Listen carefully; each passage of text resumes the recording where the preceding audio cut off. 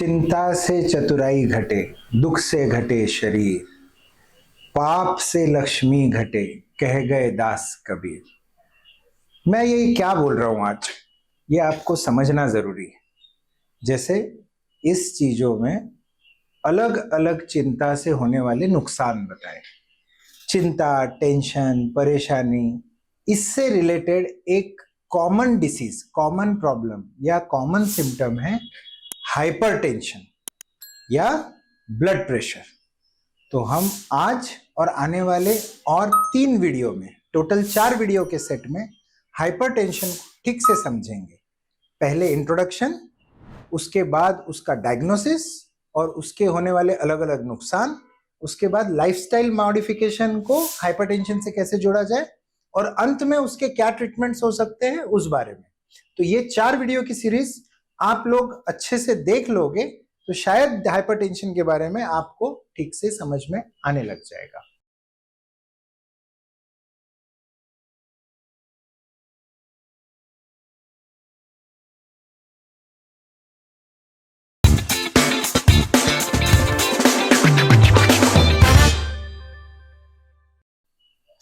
तो अब हम चलते हैं हाइपरटेंशन के इंट्रोडक्शन के बारे में। हाइपरटेंशन का इंट्रोडक्शन किस तरीके से दिया जाए?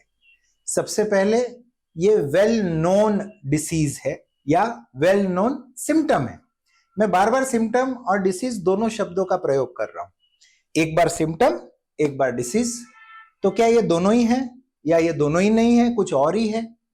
हाइपरटेंशन समझने के लिए आपको पहले ये समझना पड़ेगा कि ये कैसे पता चलता है कि ये कोई बीमारी है या कोई सिम्टम है।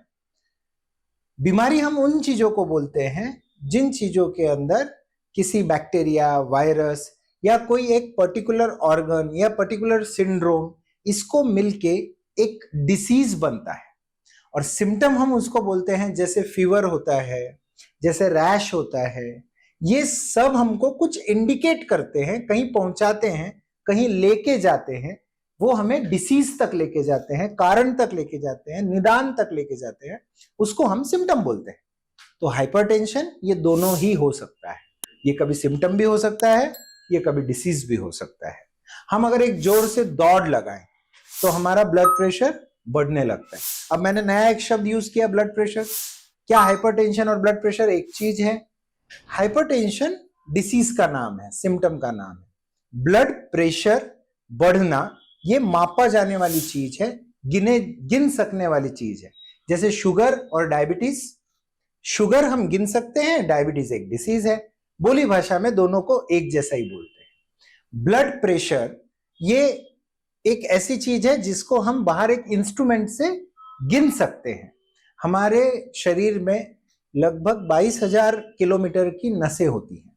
हाँ, वापिस से सुन लीजिए, 22,000 किलोमीटर। हमारा भारत देश कहीं से भी गिन लो, कितना लंबा भी गिन लो, 7,000, 8,000 किलोमीटर, 9,000 किलोमीटर लंबा होगा।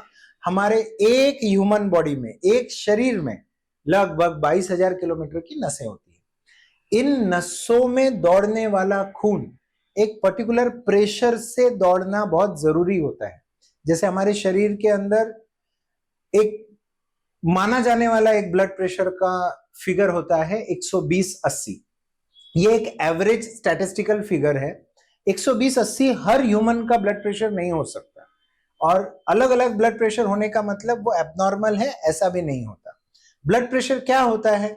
इन नसों में से बहने वाले खून का जो प्रेशर होता है उसको हम ब्लड प्रेशर बोलते हैं। उसको मापने के लिए एक बहुत ही अच्छा इंस्ट्रूमेंट होता है जिसको स्फेग्नोमेनोमीटर या ब्लड प्रेशर गिनने का इंस्ट्रूमेंट बोल सकते हैं। उसमें पारा होता है, मर्क्यूरी। उस मर्क्यूरी पे जब हम प्रेशर डालते हैं एक पर्टिकुलर तरीके से, और वो मर्क्यूरी कितना ऊपर जाता है उससे हम mmHg, ब्लड प्रेशर mmHg में गिना जाता है, और उस तरीके से हम उसको मापते हैं कि वो प्रेशर कितना है। इस तरीके से जब हमें पता चलता है कि ब्लड प्रेशर ऊपर है या नीचे है, और उस तरीके से हम अलग अलग सिचुएशन में इलाज कर पाते हैं। ब्लड प्रेशर नॉर्मल इंसान का बढ़ भी सकता है, कम भी हो सकता है।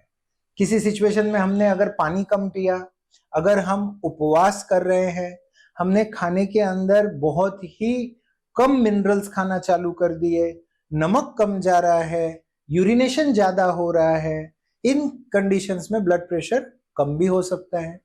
हम बहुत दौड़ लगा रहे हैं, हम कहीं ट्रैकिंग कर रहे हैं, हम बहुत धूप में हैं, हम फीवर में हैं, अलग अलग कंडीशन में ब्लड प्रेशर बढ़ भी सकता है। पर इसको हम ब्लड प्रेशर की बीमारी या हाइपरटेंशन नहीं कहते। क्यों नहीं कहते? क्योंकि ये वो कंडीशन सेटल होने के बाद अपने आप सेटल हो जाता है, अपने आप ठीक हो जाता है, मतलब अपने आप नॉर्मल रेंज में आ जाता है। तो इस तरीके से ये ब्लड प्रेशर हाइपरटेंशन पे नहीं जाता। फिर हाइपरटेंशन कहां जाता है? हाइपरटेंशन किसे होता है? हाइपरटेंशन कब कब हो सकता है? क्या वो ठीक हो सकता है या नहीं हो सकता? इन सब सवालों के जवाब आने वाले वीडियो में आपको धीरे धीरे क्लियर होते जाएंगे। आप इंट्रोडक्शन के अंदर, हमारा ये वीडियो इंट्रोडक्शन से रिलेटेड है, इंट्रोडक्शन में आप एक बहुत ही इंपॉर्टेंट पॉइंट मैं कोट करना चाहता हूं। वो पॉइंट क्या है? हम भारतवर्ष में रहते हैं। भारतवर्ष में कितने हाइपरटेंशन के पेशेंट हैं? 22 करोड़ लोग, लगभग 22 करोड़ लोग, 220 मिलियन हाइपरटेंशन से प्रभावित है। हमारे पॉपुलेशन के अंदर इतना बड़ा फिगर इस ब्लड प्रेशर की बीमारी या हाइपरटेंशन की बीमारी से ग्रसित है। और सबसे कमाल की बात इसमें यह है, WHO के 2022 के आसपास के फिगर्स है, 22 करोड़ लोगों में से सिर्फ 12% लोग ही अपना ब्लड प्रेशर ठीक विंडो में या ठीक माप में रख पाते हैं, दवाई लेके या जिस भी तरीके के ट्रीटमेंट करके। तो आप लोग समझ सकते हो कि 22 करोड़ में से 2 करोड़ 60 लाख लोग ठीक ट्रीटमेंट लेके ठीक तरीके से बीपी को मेंटेन कर पा रहे हैं। बाकी लोग या तो दवाई लेके भी मेंटेन नहीं हो पा रहा है, या ठीक से दवाई नहीं ले रहे, या उनको ठीक से पता नहीं, या जानकारी का अभाव है। तो आप समझ सकते हो कि हाइपरटेंशन पे, बीपी पे या हाइपरटेंशन पे वीडियो बनाने की जरूरत क्यों पड़ी होगी। इतना बड़ा अवेयरनेस होने की वजह से सभी लोगों को बीपी या हाइपरटेंशन के बारे में जानकारी होना अत्यंत जरूरी है। इस वीडियो को समझने के बाद बहुत से लोग ऐसे समझते हैं कि हाइपरटेंशन, हमको तो पता है बीपी बढ़ेगा, एक गोली लेंगे बीपी ठीक हो जाएगा। क्या हाइपरटेंशन इतना ही है? क्या हाइपरटेंशन ऐसे ही होता है? कभी कभी लोग जाते हैं बीपी गिनाते हैं, आज बढ़ा है तो उसके लिए एक अपनी रीजंस की लिस्ट बता देते हैं। नहीं आज तो क्या है, थोड़ा टेंशन था, आज तो भागा दौड़ी थी, आज तो हमारे ऊपर चढ़ने का नीचे उतरने का काम ज्यादा था, आज बढ़ गया होगा, वैसे तो मुझे बीपी होता ही नहीं है। इसको हम डिनायल मोड बोलते हैं, पेशेंट का डिनायल मोड, मानना ही नहीं कि हमको हाइपरटेंशन हुआ है। और वो मानता नहीं है, कई पेशेंट वापस जाके चेक नहीं कराते। कुछ डॉक्टर्स बोलते हैं आप आइएगा 2 दिन बाद फिर से चेक कराइएगा, पर वो वापस आते नहीं है। आने नहीं वजह से फिर वो चेक कराने से डरने लगते हैं कि चेक कराएंगे बढ़ा हुआ आएगा और उसकी वजह से हमको प्रॉब्लम्स हो जाएंगे, इससे बढ़िया है कि डॉक्टर के पास जाओ ही नहीं।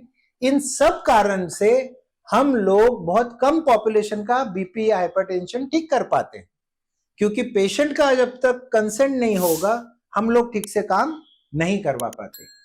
तो शुगर क्यूब के इस इंट्रोडक्टरी हाइपरटेंशन वीडियो में मैं ऐसे समझता हूं कि आपको अच्छी जानकारी मिली होगी। आप इसी तरीके से शुगर क्यूब को आशीर्वाद देते रहिए। मैं doctor Vimlesh Sethia, sugar cube के नेक्स्ट वीडियो में मिलेंगे हम। थैंक यू, धन्यवाद।